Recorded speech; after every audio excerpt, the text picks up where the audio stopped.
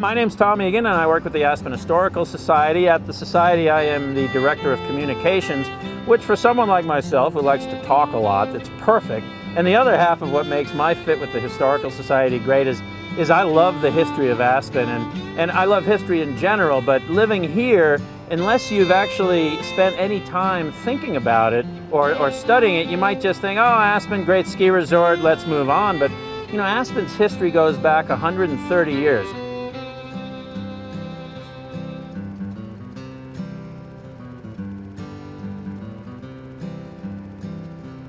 Aspen's history is a microcosm of the West. You've got the mining history, which started in 1879, and in that same year of 1879, there was also an uprising from the Ute Indians. So just kind of towards the end of the Indian Wars and the Indian situation, I won't call it a problem, which is what it was called back then, but towards the end of that, Aspen started. The silver boom really started in 1879, and through the 1880s and into 1893, Aspen was probably more well known throughout the world then than it is now. Reason that it was known then is silver was one of the minerals that backed the currency of the United States. So until 1893, you could mine silver and the government had to buy it, and the price was inflated artificially because everything that was mined basically had to be purchased by the government to back the money.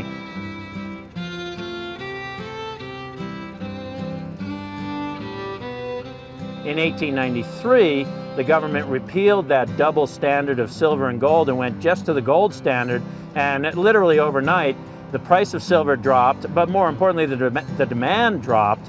But Aspen didn't become a ghost town. And one of the reasons is the Hotel Jerome, where we're standing right now, was built in 1888, 1889, and it's a brick building. So once you reached a point that your mining camp was becoming a town, you were building brick buildings, and that was usually after the trains had gotten here.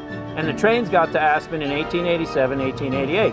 So you had trains, you had really rich deposits of silver ore. Aspen produced 1/6 of the country's and 1/16 of the entire world's silver was right out of little old Aspen. And we had brick buildings, so you were saying to the world, we're going to make it, we're going to be a town.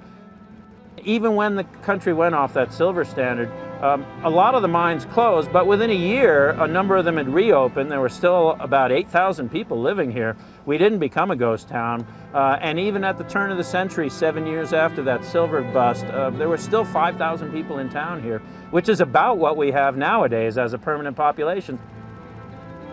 The people who had moved here in the 1880s and 90s became farmers and ranchers. They were from northern Italy, a lot of them, and they just liked the area. And I think anyone who lives here today can really connect with that really basic thought. They loved the area.